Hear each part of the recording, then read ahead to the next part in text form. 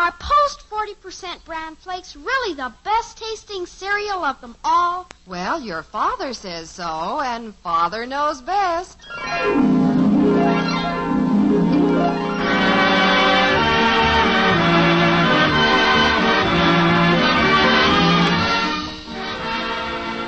Yes, it's Father Knows Best, transcribed in Hollywood, starring Robert Young as Father. A half-hour visit with your neighbors, the Andersons. Brought to you by America's largest-selling bran flakes, Post 40% bran flakes. And by Instant Postum, the good-tasting drink that's entirely caffeine-free.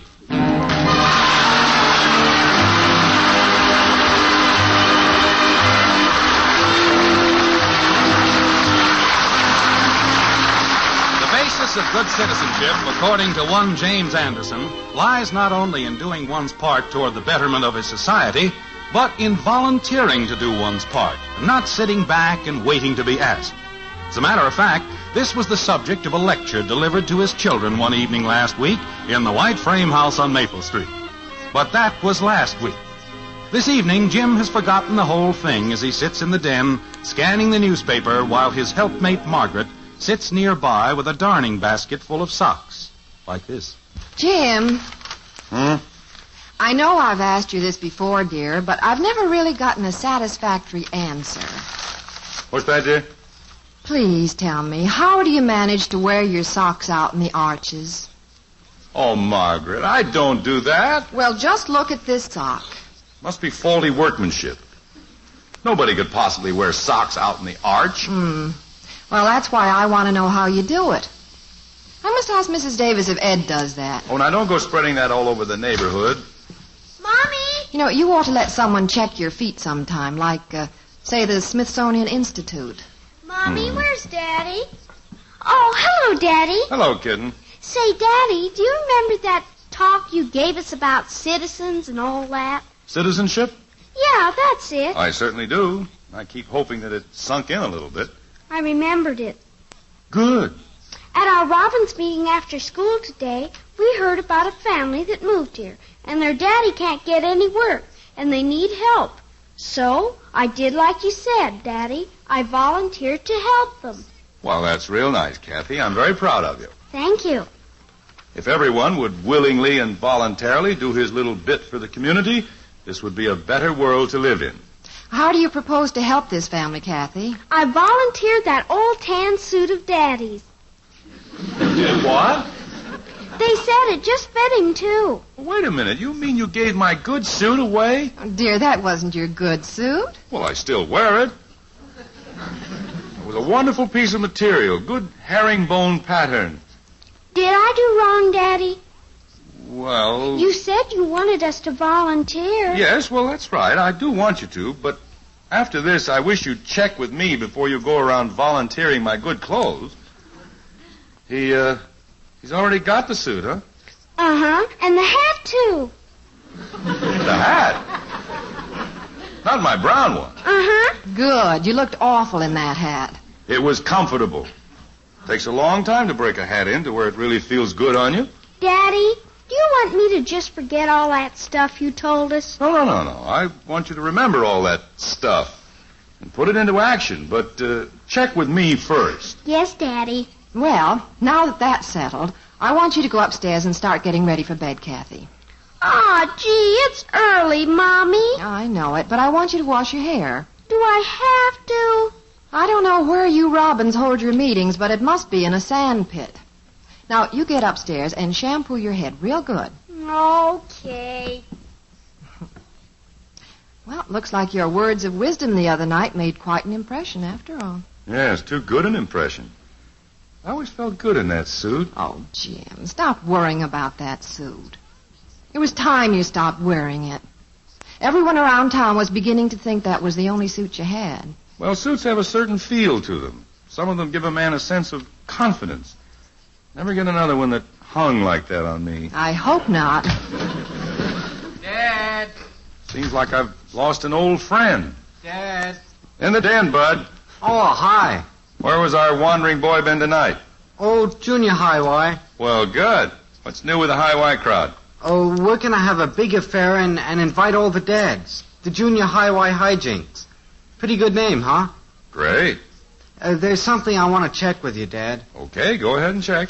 Well, it came up about having entertainment at this thing. You know, get up some acts and junk. Uh-huh. And they needed somebody to be the head of it, and nobody said anything. And then I remembered what you said the other night about volunteering and being a good citizen and all that. And Well, I'm glad to hear that you remembered, Bud. Doing one's part voluntarily and cheerfully makes for a better society. yeah. So you volunteered, huh? Well, yeah, in a way. I told them I wanted to check with you first. Oh, it's perfectly all right with me. You sure now? Oh, yes. In fact, I think it's a good idea. Well, swell. I'll call Joe Phillips and tell him it's all set. Joe's the head general chairman. I see. Okay to use the phone in here? Sure, go ahead. You won't bother us. Okay. I'm glad to see Bud take an active part in things. He needs to be a little more aggressive. Yes. He's inclined to sit back and let someone else be the leader. Hello, Joe. Bud. You home? So am I. I always like that intelligent conversation he and Joe had. Well, yeah, Joe. That's what I called you up about. I just talked to Dad, and he said he'd be happy to head up the entertainment. What? Oh, yeah, he was all for it, so it's all set, Joe. Now, wait a minute. Well, okay, Joe. See you tomorrow. Bye. Now, just a second, Bud. Let me get this straight. I thought you were volunteering for this job. Well, yeah. I volunteered you. Would you explain that just a little more fully? Well, you see, Dad, we're going to have the dads at this high jump. Yes, I got that. And like last year, we decided to put them on different committees. And I volunteered you for the entertainment. Oh, me. Well, can't you unvolunteer me? Well, you said it was all right before I called Joe. And he's already put you down for it. Oh, that's just dandy. Doing one's part voluntarily and cheerfully makes for a better society. All right, Margaret. Well, what acts do you think you'll get up, Dad? I don't know. Well, you better get to work on it right away because they want to pin up a program for it. Uh-huh. Look, Bud, don't you think it would be better if you boys did all the work yourselves? Oh, no, this is a tradition. What is? Working the dads in on this thing. Last year they said Ollie Ziegler's dad headed up the entertainment, and it was the best they ever had. They're still talking about it. They are, huh? Yeah, but I told them you'd do even better. Well, Bud, I appreciate your loyalty and all that. Well, but, I gotta get upstairs. Got some homework to do. Well, wait, Bud. Sure was keen of you to volunteer, Dad. Yeah, wasn't it? Good night. Judging from the results of that citizenship speech you made to the children, it must have been one of the best of your career. Well, it's still the right idea. It was just misinterpreted. Exactly what kind of entertainment are you going to put on? Going to work up a few acrobatic stunts? All right, don't rub it in. Mother! Where's she been, out with Ralph again? No, I think she's just been to the library. Where are you, Mother? In the den, Betty. Oh, Mother, it looks like I'm... Oh, I didn't know you were in here, Father. Why, do you want to talk to your mother? Oh, no. No, I want to talk to you, too. I want your advice. Uh-oh. What trouble am I in now? Oh, you're not in any trouble, Father. Well, just how am I involved in whatever this is? Well, you're not involved at all. Well, that's the first good news I've had all day. Sit down. This I want to hear. Are you in any trouble, Betty? Well, not exactly, but it looks like I'm going to be a witness. A witness? What kind of a witness? A regular kind, you know, in court. Oh, dear. It happened on the way home from the library. I was just getting ready to cross Oak Street when these two cars bumped into each other. What two cars? I don't know exactly. Bob Reynolds and some woman. Who's Bob Reynolds? Mother, he's a senior at college, and he has the most wonderful brown eyes you've ever seen. Actually, Mother, I mean they're utterly penetrating. All right, we know about his eyes, but who is he? They're penetrating, but yet they're friendly at the same time. Oh, fine. You're going to make a wonderful witness. I hope so, for his sake. Betty, how are you involved in this? You weren't in the accident, were you? Oh, no, I just witnessed it. Was anyone hurt? No. It didn't do the cars any good, though. Well, you didn't have anything to do with it. No, but I'm signed up. He took my name. Reynolds did? Yes, Father. At first I was going to hurry away so I wouldn't get involved. But then I remembered what you said about being a good citizen and volunteering to help. I see. So when Bob jumped out of his car and he came over toward me, I just stood there and gave him my name and my address. You know. You'd have been better off if you just walked away. No, Margaret, that's where you're wrong. Betty did the right thing. I've never seen such wonderful eyes before. As an insurance man, I know how hard it is to get witnesses in these accident cases. Everyone is afraid of being dragged into court, and that's an entirely wrong attitude. Well, what I meant, dear, We should be was... willing and eager to volunteer any information that will aid justice being done. We agree, dear. Well, it's true. You did the right thing, Betty. I'm proud of you. Well, thanks, Father. But, creepers, I don't know what I'll say when I get on the witness stand. Well, that's nothing to worry about. You just tell the truth. Well, yes, but... Anyway, chances are the case will never get to court. Most of these cases are settled by the insurance companies. Were there any other witnesses? No, I was the only one. Well, then, Mr. Brown Eyes has practically a cinch. One witness, if there's only one, carries a lot of weight. Well, I hope so. He was so nice. But in any event, just tell the truth. Well, the only trouble is, I'm not sure what is the truth. What do you mean? Well, when Bob took down my name, he asked me if I saw the woman go through a red light, and I said yes, and he put that down, too. Well, that's all right. But after I got thinking about it, I couldn't remember whether the light was red or green. I don't even remember seeing a traffic light. Oh, fine. All I remember is those deep brown eyes. Well, I wouldn't worry. Sounds like that woman hasn't a chance. It'll never go to court. Oh, that's probably the court now with the summons for me. No, it isn't. Hello? Oh, yes, Mrs. Paisley. Oh? When was that? I see. Well, you come in the morning and make a full report to Mr. Roberts. He's in charge of that. Oh? Well, we'll do what we can, Mrs. Paisley. And we'll see you in the morning. Yes. Goodbye. Oh, me. Who's Mrs. Paisley? She happens to be a very big insurance client of mine. And she also happens to be the woman who was involved in that accident with Brown Eyes. Oh, really? Your client? And according to her, it was Brown Eyes who ran the signal, not her. Did she say that? Yes. And she said there was a girl who saw the accident, and if we can locate that girl, she'll prove it was Reynolds' fault. Oh, no. And I thought this was one good deed that I wouldn't be involved in. Me and my big, fat lectures.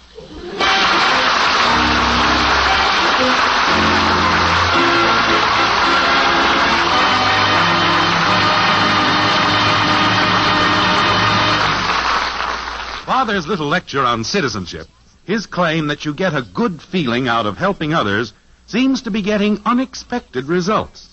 But there are other ways of making yourself feel good, too. Yes, life is swell when you feel well. And that's why so many women have been serving bran with its important keep regular benefits. Perhaps you've given it to the family for breakfast, but found that they weren't keen about the flavor. Well, that's all been changed, because something wonderful has happened to bran. You see, now, new Post 40% bran flakes have a delicious new flavor, a magic oven flavor, and crisper texture that's really appetizing. And it's these two things, marvelous flavor and tempting texture, that makes a lot of folks say that new Post bran flakes is their favorite cereal.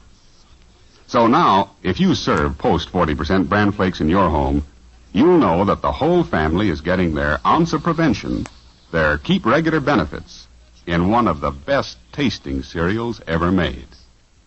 Doesn't this make sense, Mother? I think so. And I hope that it persuades you to start serving Post 40% bran flakes regularly. For goodness sake, eat Post bran flakes. So good and so good for you.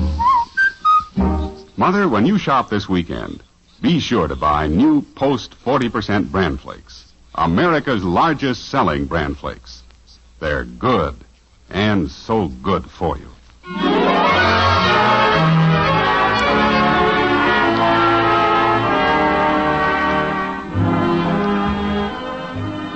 Even though Jim Anderson still feels that the basis of good citizenship lies in voluntary performance of one's civic duties, he regrets having pounded home the message so firmly. In each instance where the children tried to carry out his advice, the civic duty somehow involved him. It's noon of the next day now, and as Margaret and Betty await the arrival of the other members of the family for lunch, Margaret has a few words of advice for her eldest daughter, like this. Betty, you've just got to stop worrying about this witness business. You're going to make yourself sick. I know it, but I can't help it, Mother. Your father says hardly any of these cases ever go to court anyway, now, so forget it. I'll try. If you were to be called as a witness, you'd have heard by now. But if I am called, I just don't know what to say. If I'm on Bob Reynolds' side, why then Father's insurance company will lose the case. Well, don't worry about that. I'm sure that's all in a day's work for an insurance company. That's what they're in business for. What kind of a daughter would I be testifying against my own father's company? Well, help me set the table and forget it, will you? But on the other hand, if I testify for Father, then I'll betray poor Bob. And he has such beautiful eyes. Well, Betty, honey, you can't switch around and testify for whomever you please. All you can do is tell the truth. That's another thing. I'm not sure what actually happened.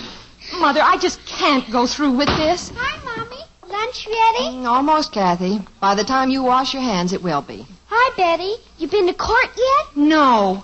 When do you go? Can I come and watch? Kathy, don't talk about it.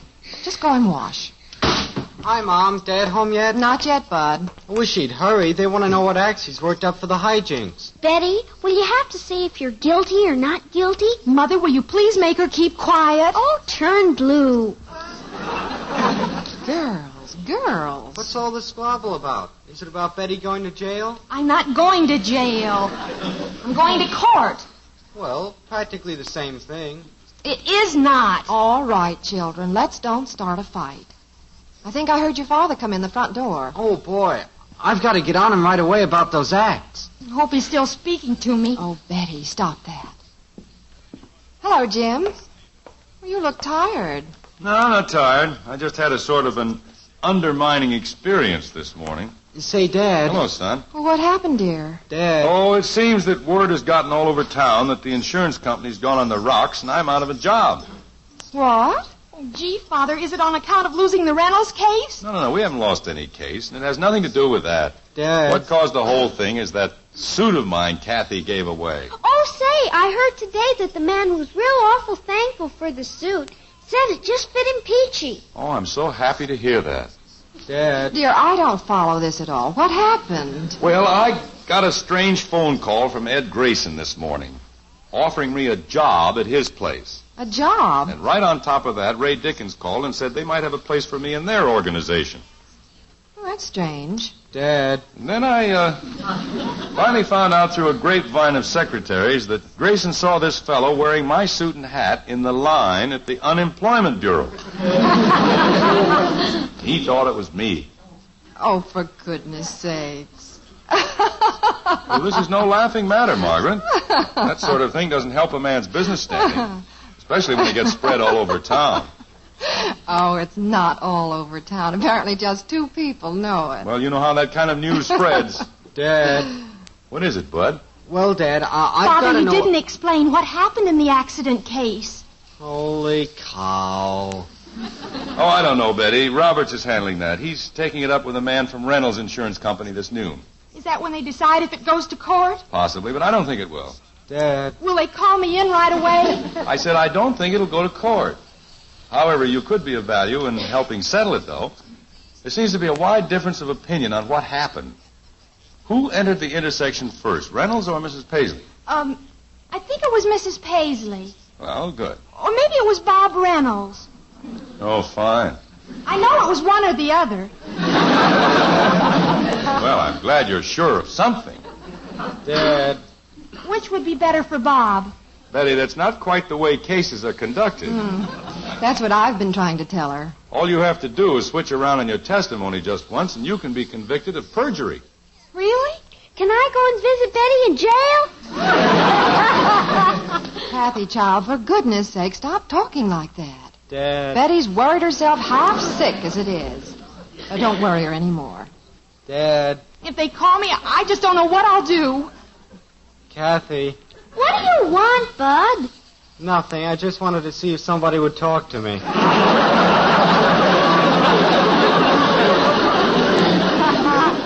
sorry, Bud. What do you want? Well, it's about the hijinks entertainment, Dad. Oh, that.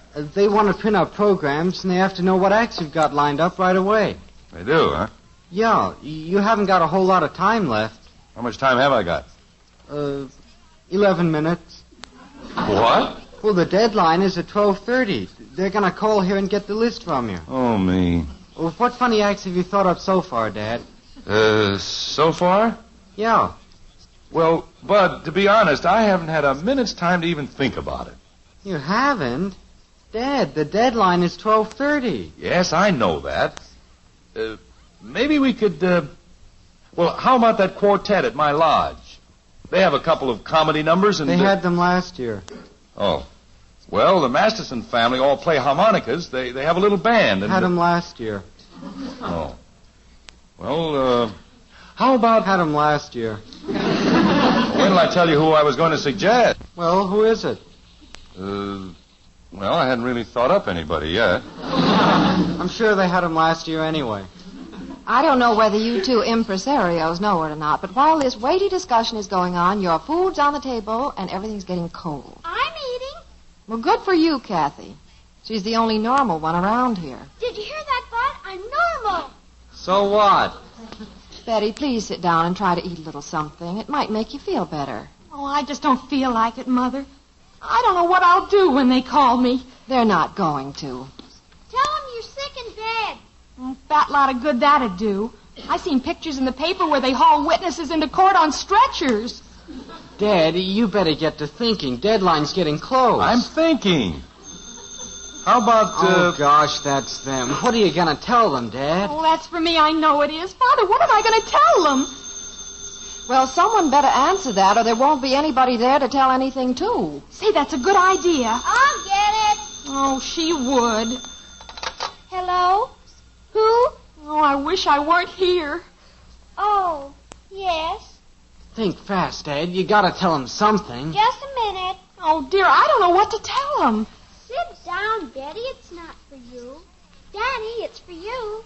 me? It's the program committee, Dad. But I don't know what to tell them. Well, make up something. They're depending on you. Hello.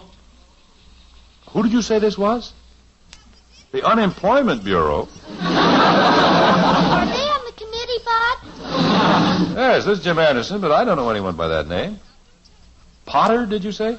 Oh, Daddy, that's the man. Just a minute. What did you say, Kathy? Mr. Potter, that's the man I gave your suit to. Oh. That's him. Well, he gave my name as a reference. I don't even know him. Jim, he's probably desperate, and he's only trying to get started.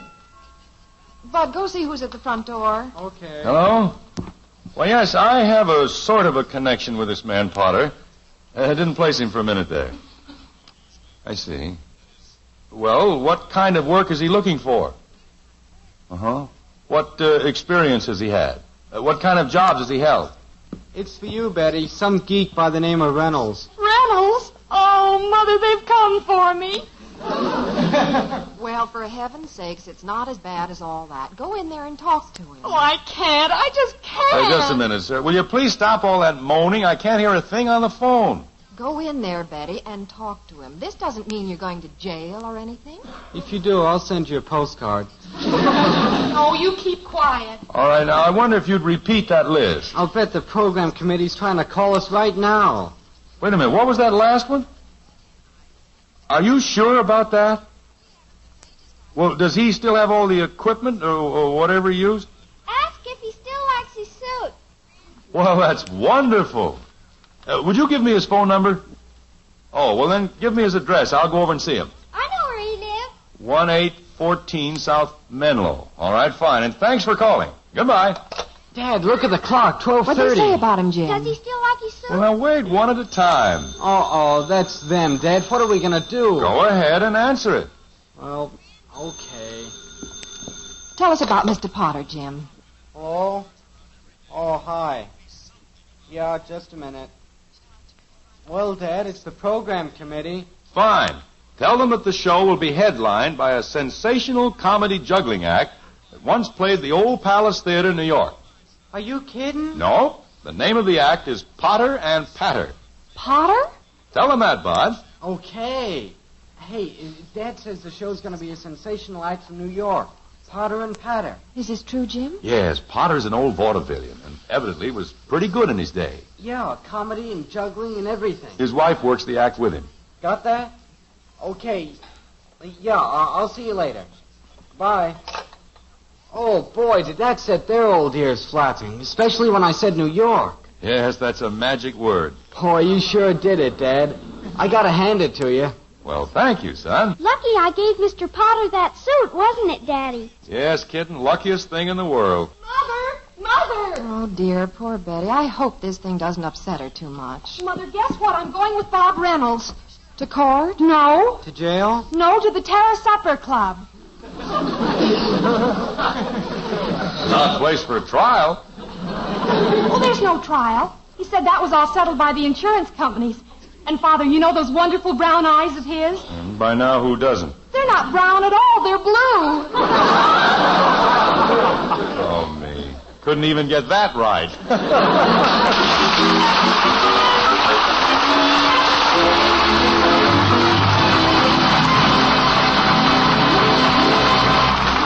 And now, before our final surprise of the show, let's join Margaret and Betty in the kitchen.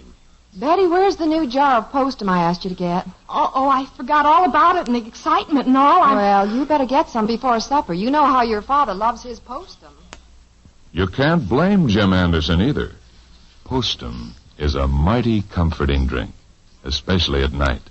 For you see, unlike coffee and tea, instant postum contains no caffeine, nothing to keep you awake or make you nervous. Now, of course, caffeine doesn't bother many people, but then why take chances? Maybe it does bother you.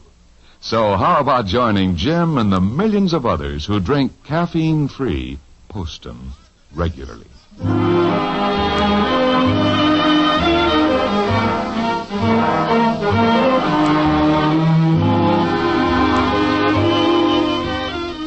Well, Jim's sage words regarding true citizenship finally paid off, as Jim now steadfastly maintains he always knew they would.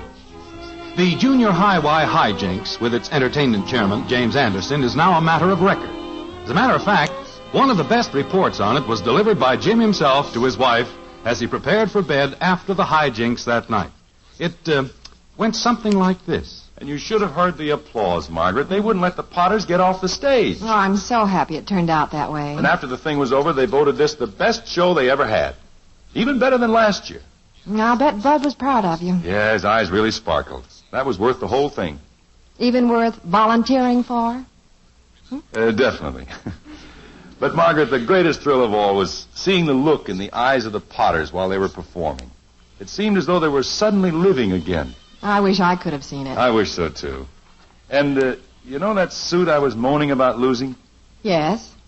Well, it never looked better than it did tonight. Never.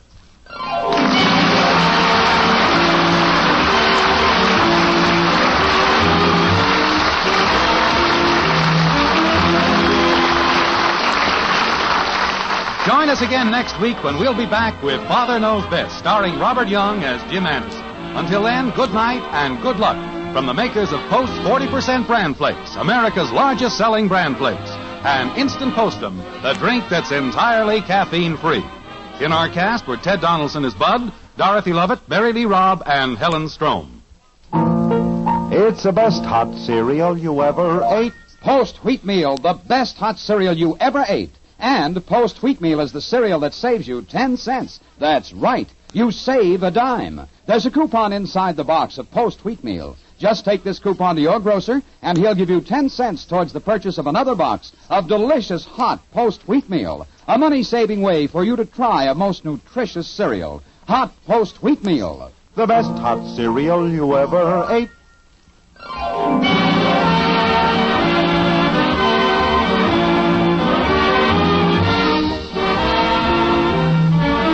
Father Knows Best was transcribed in Hollywood and written by Paul West and Roswell Rogers. This is Bill Foreman speaking.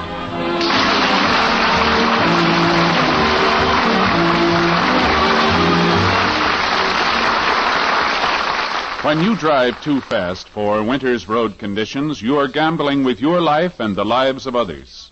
Join America's professional truck drivers in their current crusade against excessive speed and help reduce traffic accidents. Tonight, play Truth or Consequences on NBC.